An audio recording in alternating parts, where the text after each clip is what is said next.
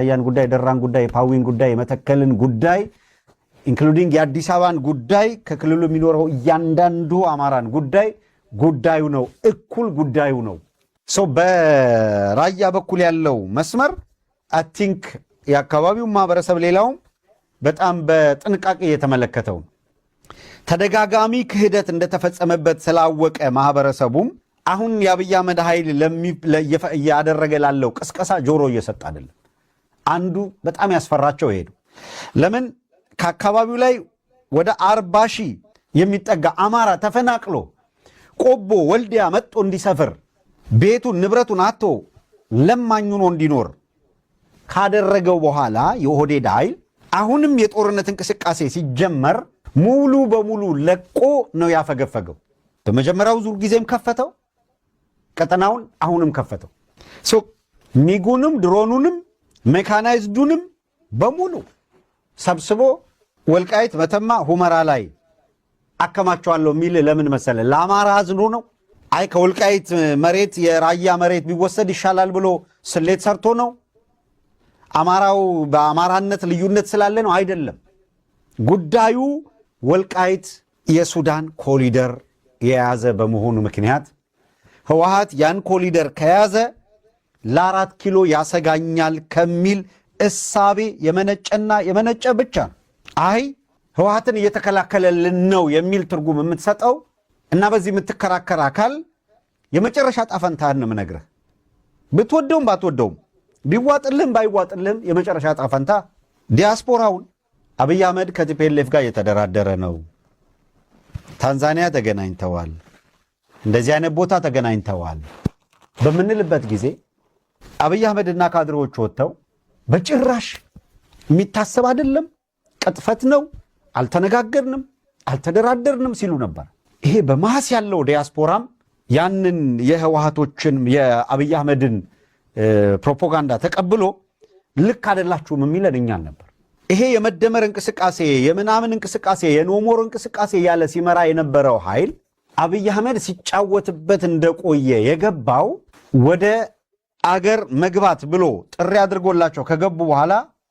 እላያቸው ላይ ስብሐት ነጋን ፈቶ የራሳችሁ ጉዳይ ያላቸው ጊዜ ወር ለመቆየት ሄደውም 15 ቀን ለመቆየት ሄደውም በሁለተኛው ቀን ትኬቱን በእጥፍ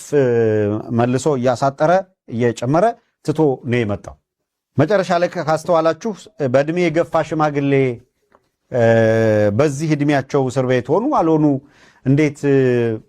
እንደ ሰው ብታስቡት ምናምን የሚል ነው ለማድረግ ነው የሞከረው ጋሽ ታዲዮስ ታንቱ በ70 ዓመቱ እየማቀቀ ነው አይደለ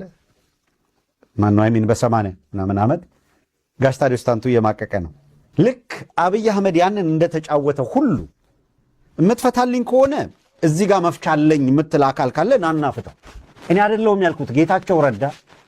ከወልቃይት ጋር በተገናኘ የተናገረው ምንድነው ጌታቸው ረዳ የአብይ አህመድ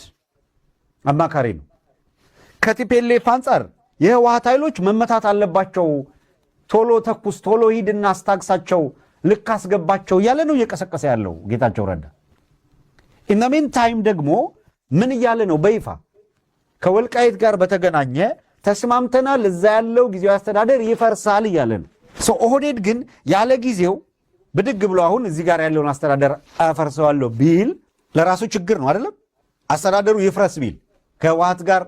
ስምምነት ላይ ሳይደረስ ወልቃይት ያለው አስተዳደር ይፍረስ ቢል